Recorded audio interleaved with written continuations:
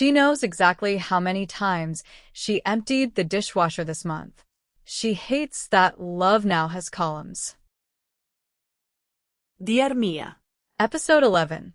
The Scoreboard in My Head. Y Mia. Before we start, one honest thing. I'm not a therapist, and nothing here is a substitute for one. What I am is someone who's spent years writing and living the long, unglamorous middle of marriages, the part after the wedding and before whatever comes next.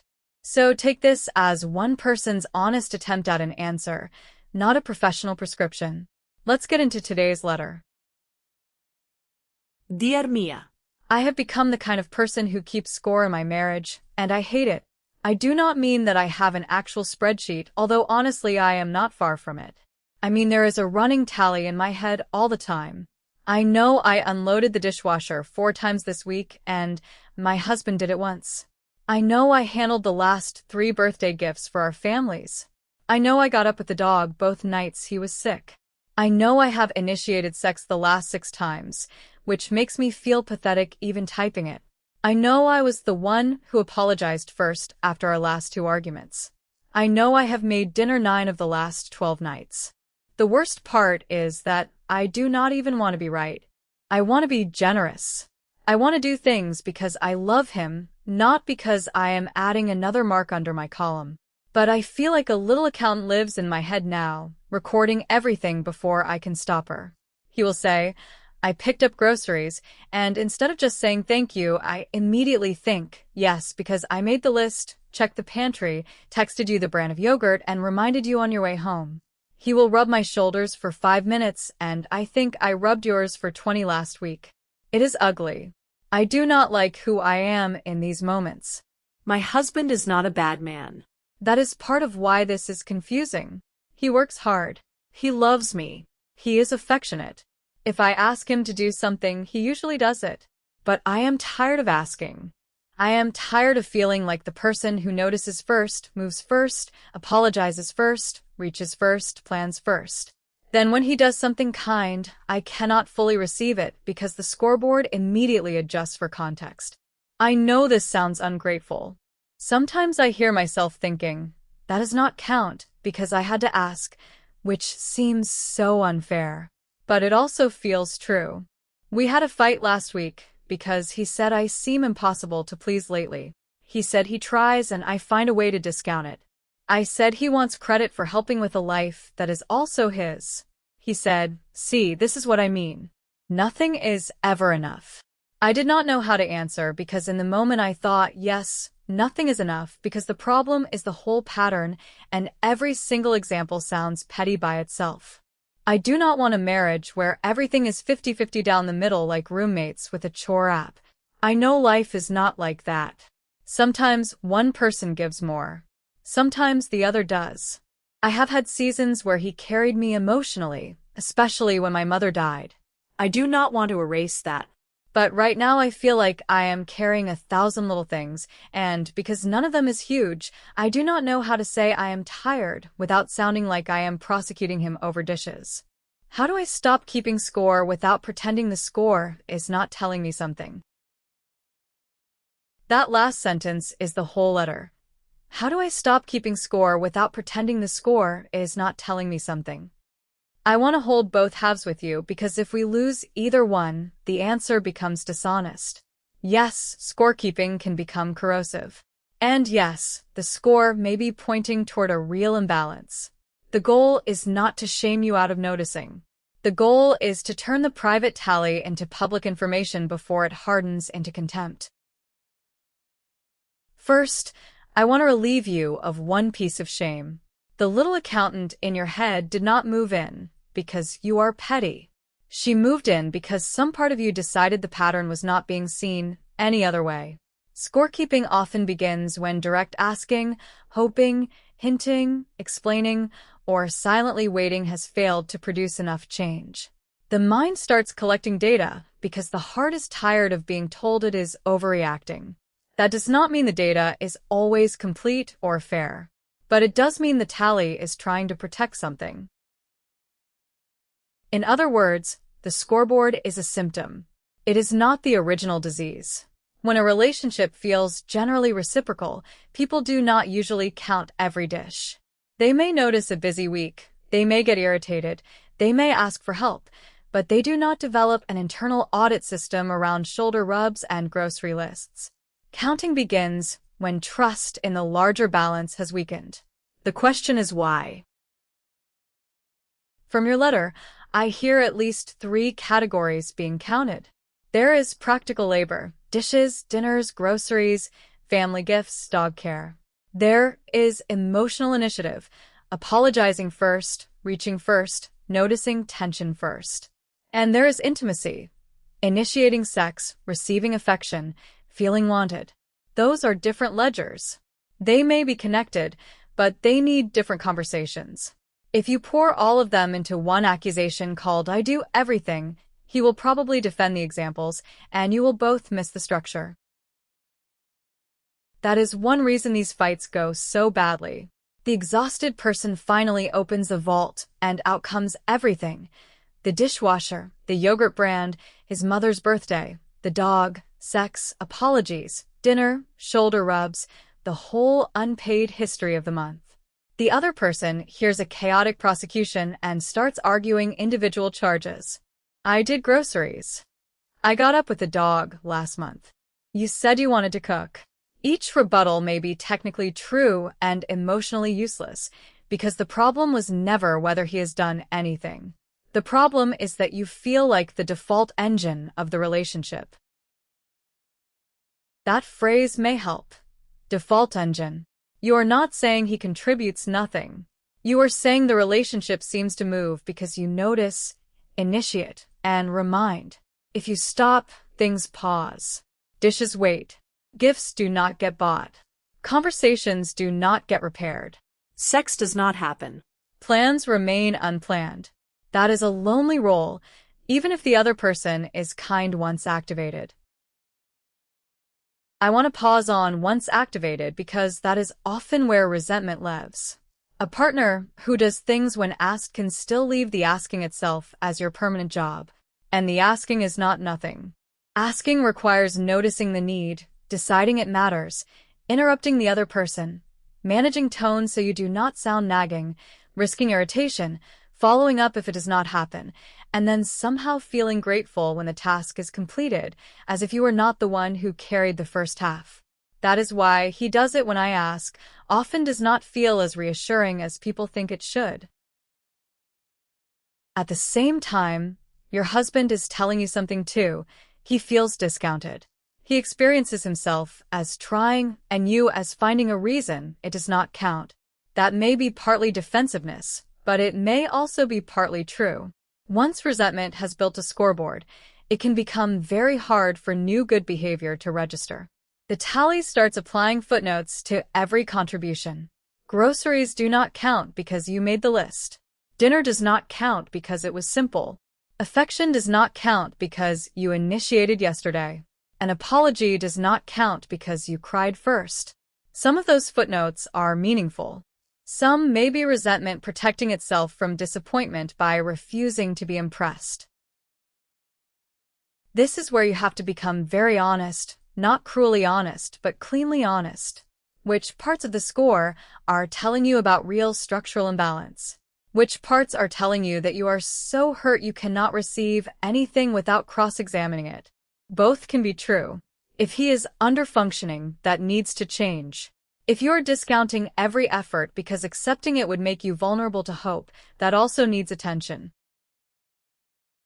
Hope can feel risky when you have been disappointed. If you let one grocery run count, some part of you may fear you will be talked into believing the whole pattern is fixed.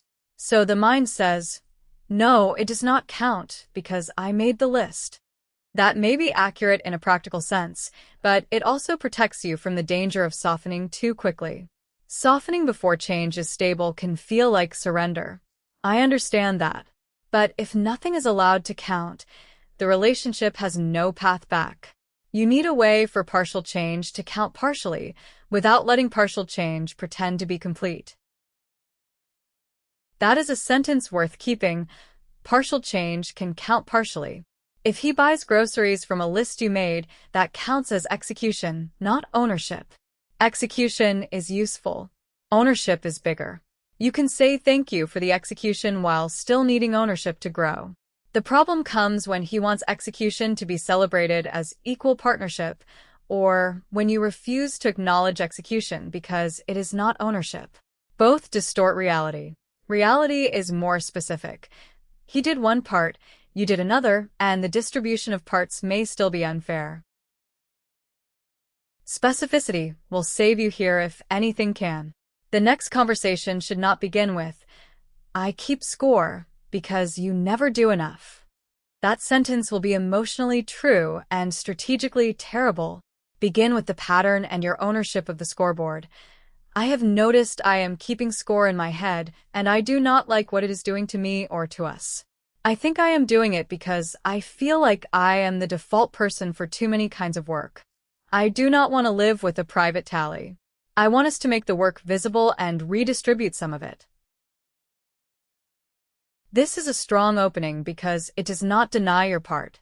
You are not pretending the scoreboard is noble. You are saying it has become a problem, and you are also saying it points toward a problem. That is hard to dismiss, without dismissing the whole relationship. It invites him into solving the pattern instead of defending the last grocery trip. Then bring categories, not 100 examples. Examples help only when they illustrate a category: practical labor, emotional repair, intimacy, and affection. Choose 2 for the first conversation, not all 3, if that feels too much. I would probably start with practical labor and emotional initiative because the intimacy conversation may be too tender to mix with dishes on the first pass. Say, "I feel like I initiate too much of the practical running of our life and too much of the repair after conflict. I need those to become shared, not only helped with." Then ask for domains, not favors. We have talked about this before on Dear Mia, but it keeps mattering because it is the difference between reducing resentment and simply creating more management. A favor is, "Can you unload the dishwasher tonight?" A domain is, "You own the kitchen reset after dinner on weeknights." A favor is, "Can you pick up a gift for your sister?" A domain is, "You own your family's birthdays, gifts, cards, and calls." A favor is, "Can you please apologize for sometimes?" A domain might sound less logistical but still applies. "When we have a fight, I need you to be responsible for initiating repair half the time, even if it is awkward." Domains matter because they move the remembering. They also create clearer evidence. If he owns his family's birthdays, you do not need to count every gift. You can watch whether the domain is held. If he owns weeknight kitchen reset, you do not need to run a mental tally of every plate. The job either lives with him or it does not. The goal is not to make the marriage corporate. The goal is to stop forcing your mind to act like unpaid accounting software. Start with 2 domains, not 12. If you try to redistribute the entire marriage in one night, both of you will drown in the conversation and change nothing. Pick one practical domain with clear edges and one emotional behavior with clear edges. For example, you own groceries from inventory to list to shopping to putting them away for the next 2 months. And after an argument, I need you to initiate the follow-up conversation at least sometimes. I do not want repair to happen only when I drag us there.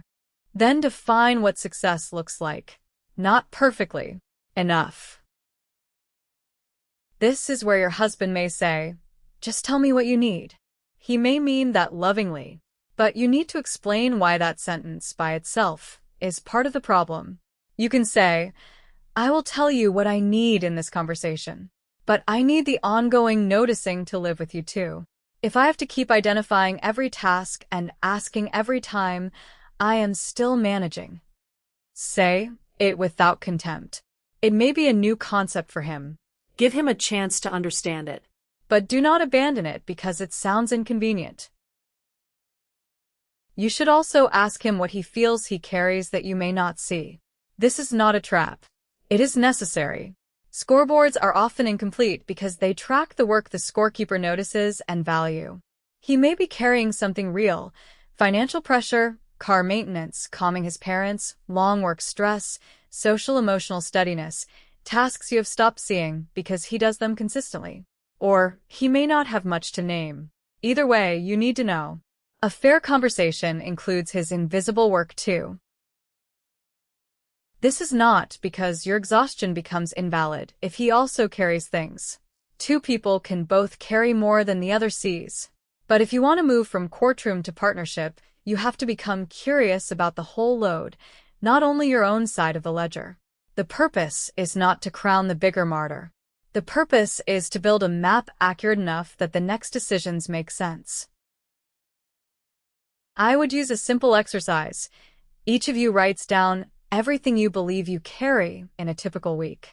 Practical tasks, emotional tasks, social tasks, family tasks, planning tasks, repair tasks. Include the invisible first steps: noticing, remembering, scheduling, following up. Then exchange lists without arguing for 10 minutes. Just read. Circle anything on the other person's list that you genuinely did not realize they were carrying. That is often where the conversation softens. Not always, but often. Many couples are not only selfish, they are underinformed about each other's mental weather. After that, choose what moves. Not what gets praised. What moves. It is not enough for him to say, "Wow, I did not realize you do all that," and then leave you doing all that with a little more admiration. Appreciation without redistribution can become another form of sedation. It feels good for a day and changes nothing. The sentence you want is, "Now that we see it, what are we moving out of my head and into yours?" I want to talk about gratitude because it is getting tangled for you. You worry you are ungrateful. Your husband feels nothing counts. Gratitude is healthy when it flows over a basically fair structure. It becomes irritating when it is demanded as payment for temporary relief inside an unfair structure.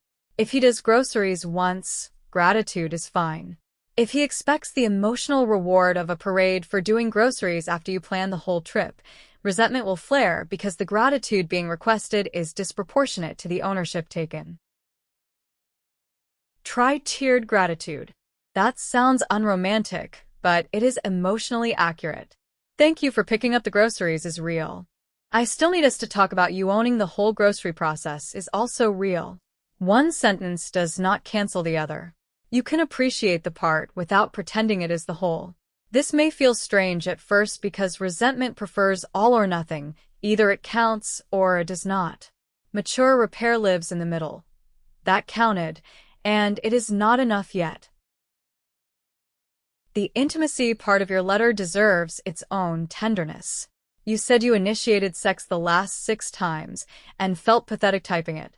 I want to be very careful here, because sex should never become another chore ledger where someone owes someone else desire. No one should have sex out of obligation to even a score. But patterns of initiation can absolutely affect a person's sense of being wanted. If you are always the one reaching, the issue may not be frequency alone. It may be the loneliness of always risking rejection first. That conversation should not happen as an item on the same list as dishes. It needs a softer container. I do not want sex to become another scoreboard, but I am noticing I feel unwanted because I am usually the one who initiates.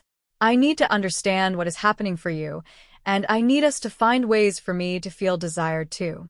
That is very different from, "I initiated 6 times, and you initiated 0. The number may have helped you notice the pattern. It should not be used to corner him into performance. Desire with a gun to its head is not desire. But desire with no conversation can become grief. Similarly, apologies cannot become a strict alternation system. "You apologize first this time, I apologize first next time." That would be absurd. But if one person is consistently the bridge builder after conflict, that matters. The bridge builder begins to feel responsible not only for their own behavior, but for restoring the relationship's oxygen. You can say, "I do not need us to take turns like children. I do need you to notice when you are waiting for me to make it okay again. That is the emotional domain. Your husband may not know what initiating repair looks like if you have always done it. Give examples. A text, "I hate how we left that. Can we talk tonight?" A sentence in the kitchen, "I've been thinking about yesterday, and I want to own my part." A hand offered without pretending nothing happened. "I am still upset, but I do not want to be distant." Repair does not have to be poetic. It has to begin. If he can learn to begin, your scoreboard may lose one of its most painful columns. Now, what do you do inside your own head while the structure changes? Because even if he responds well, the little accountant will not move out overnight. She has been working hard. She thinks she is keeping you safe from being fooled. So do not try to fire her with shame. Reassign her. When she starts counting, ask, "Is this a request, a boundary, or something I need to let count?" Those are the 3 doors. If the tally points to a real need, turn it into a request. "I have cooked 9 of the last 12 nights" becomes, "I need you to own dinner Tuesdays and Thursdays." If the tally points to a limit, turn it into a boundary. "I bought the last 3 family gifts" becomes, "I am not handling gifts for your side anymore." If the tally points to a contribution he actually made, let it count without footnoting it to death. "He rubbed my shoulders for 5 minutes" can simply be, "He touched me kindly for 5 minutes."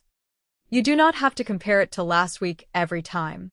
The scoreboard becomes less powerful when every entry has somewhere useful to go.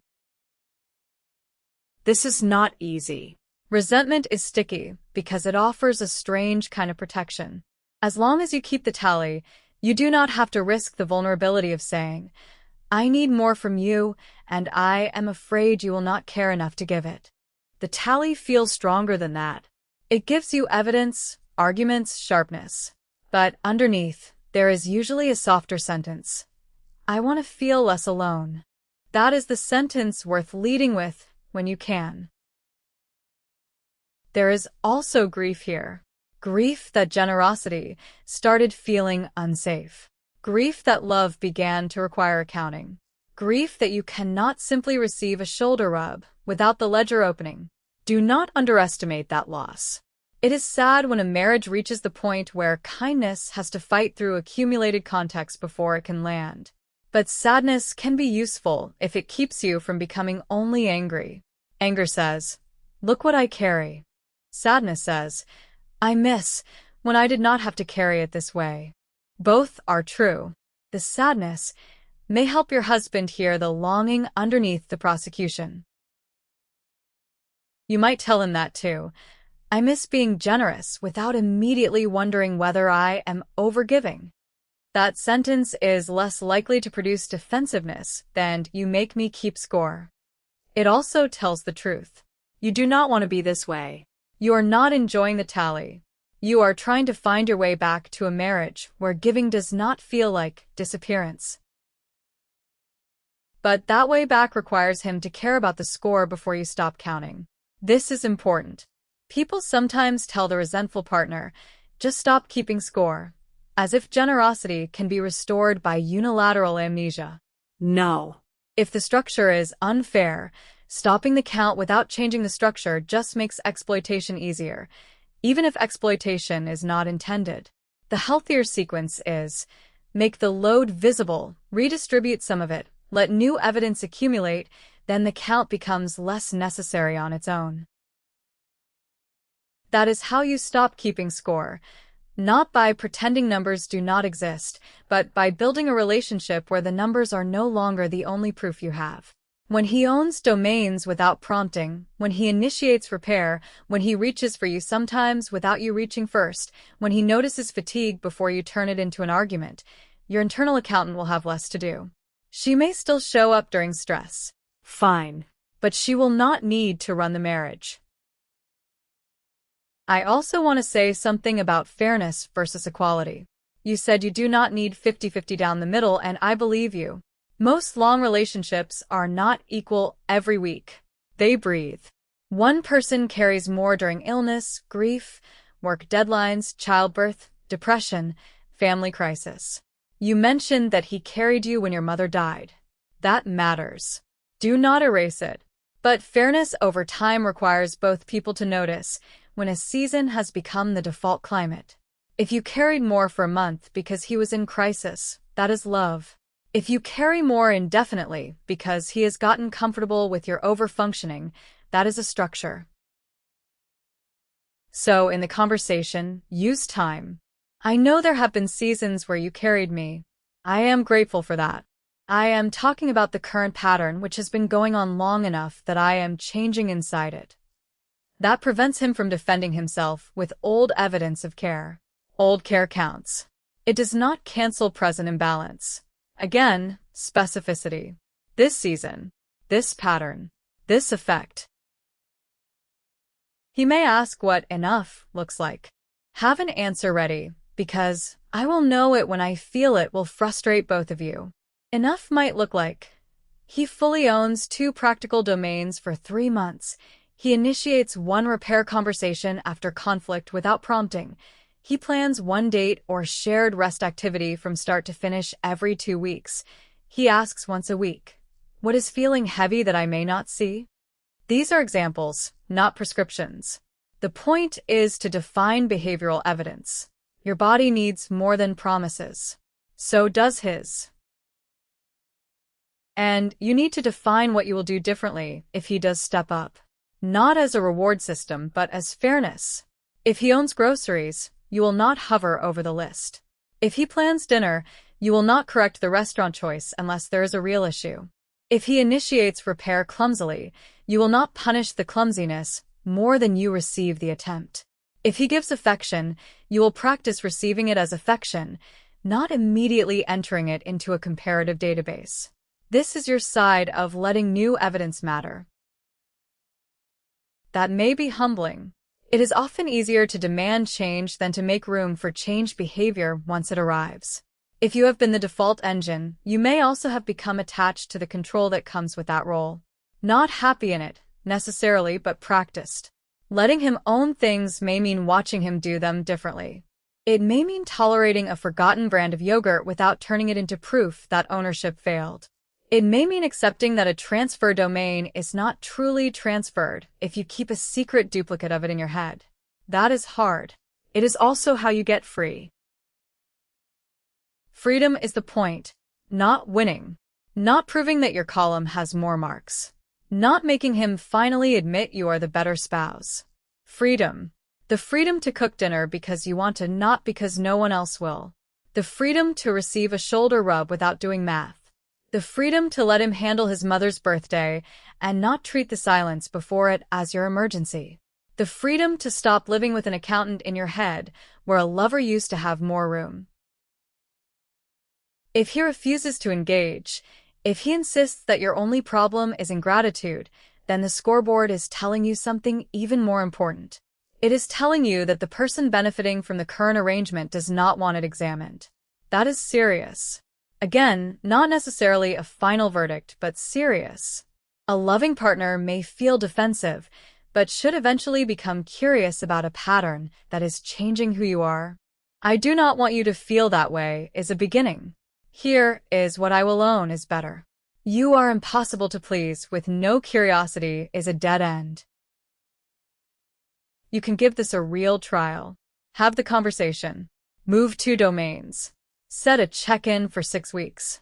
During those 6 weeks, do not keep the old scoreboard in the same way. Keep notes if you need to, but keep them for clarity, not ammunition. Track whether the domain is held, whether repair is initiated, whether your body starts to soften. At the check-in, discuss evidence. What changed? What did not? What felt better? Where did resentment spike? This turns the scoreboard from a private weapon into a shared diagnostic tool. And if 6 weeks sounds too formal, remember what the alternative has been. An invisible trial running in your head every day with no scheduled verdict and no chance for him to understand the charges. A check-in is kinder than that. It gives the relationship a chance to respond to reality before resentment writes the ending alone. One more distinction may help you. There is a difference between remembering and scorekeeping. Remembering says, this has happened before, and I need to take the patterns seriously. Scorekeeping says, I will keep the pattern alive inside me because I do not trust anything else to protect me. Remembering is information. Scorekeeping is information plus armor. You do not need to become someone with no memory in order to become generous again. In fact, forced forgetfulness is one of the ways people get hurt repeatedly. The work is to let memory inform your boundaries without letting it turn every present moment into a trial of the past. For example, if he forgets a new domain once after genuinely holding it for several weeks, remembering says, this needs a reset conversation. Scorekeeping says, see, nothing ever changes, and I was stupid to hope. One is proportionate. The other is understandable but dangerous because it collapses new evidence into old injuries so quickly that the relationship cannot breathe. You're trying to build the first response. Not naive, not amnesiac, not instantly trusting. Proportionate.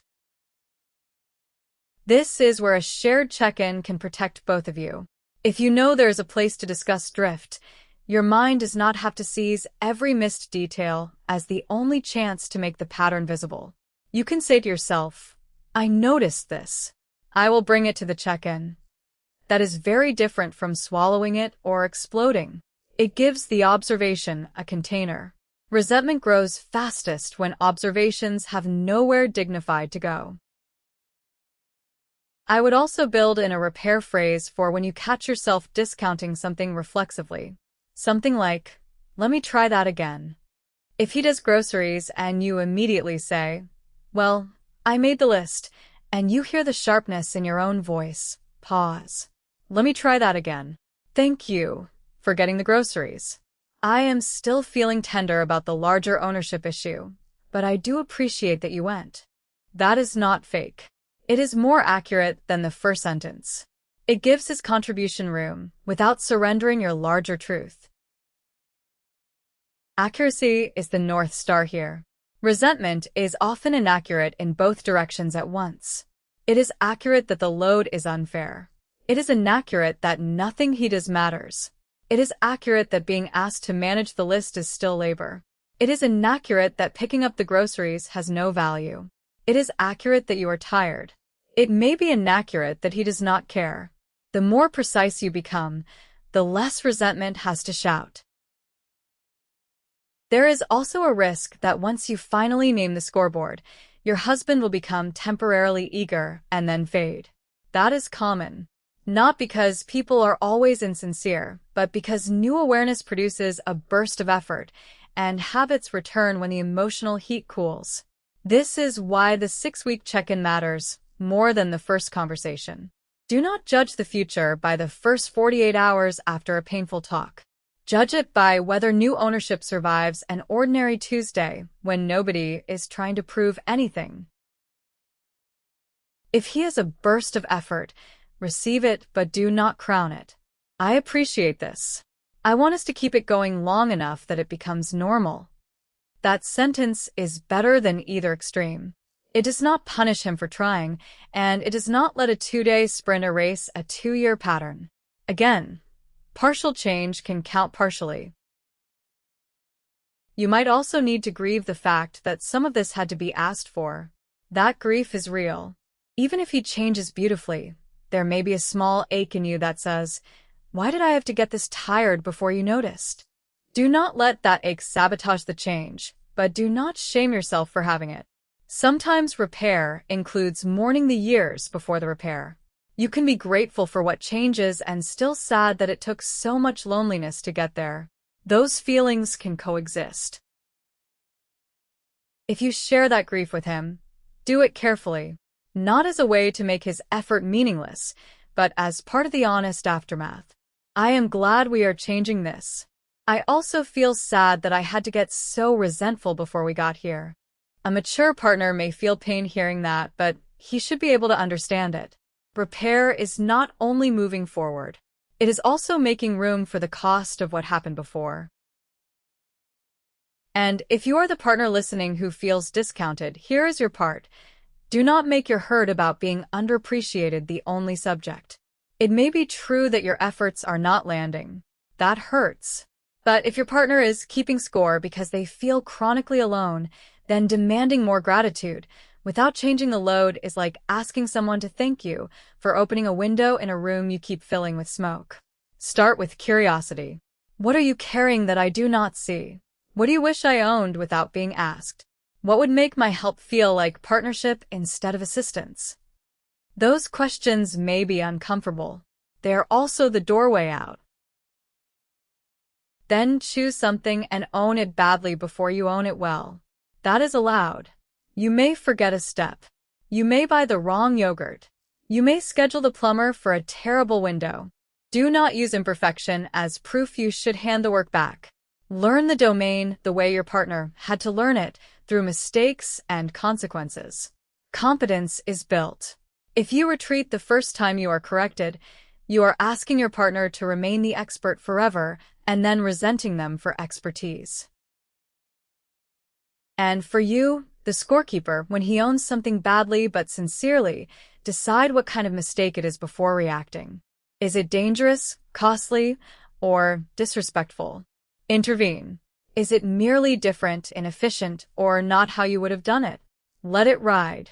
This distinction will save you. If every difference becomes evidence that he cannot handle the domain, you will end up repossessing the work and calling that proof that he never helps. Sometimes the cost of freedom is tolerating a version of done that is not exactly yours. That does not mean lowering every standard to the floor. It means choosing which standards are shared and which are preferences. If the birthday gift arrives late every year and damages family relationships, that is a shared consequence.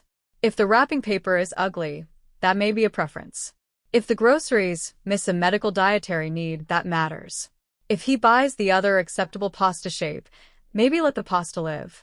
Resentment turns every deviation into symbolism. Partnership requires sorting. I want to return to the image of the little accountant. I do not think she is ugly. I think she is tired.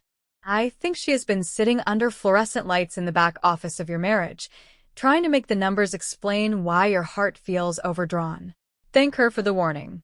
Then do not let her be the only voice. Bring the books into the daylight. Let your husband see them. Let him add what you missed. Let both of you decide what needs to move. And then, if the work truly changes, let the books close sometimes. You asked how to stop keeping score without pretending the score is not telling you something. You stop by listening to what it is telling you and then translating it into requests, boundaries, and shared ownership. You stop by letting real contributions count, but not letting partial help masquerade as full partnership. You stop by making fairness visible enough that your mind no longer has to count in secret. The goal is not a marriage with no memory. The goal is a marriage where memory does not have to become a ledger to be believed. You are allowed to want that. You are allowed to say, I do not want to count anymore, and I need your help building a life where I do not have to. That's this week's letter. I'm Mia. Talk soon.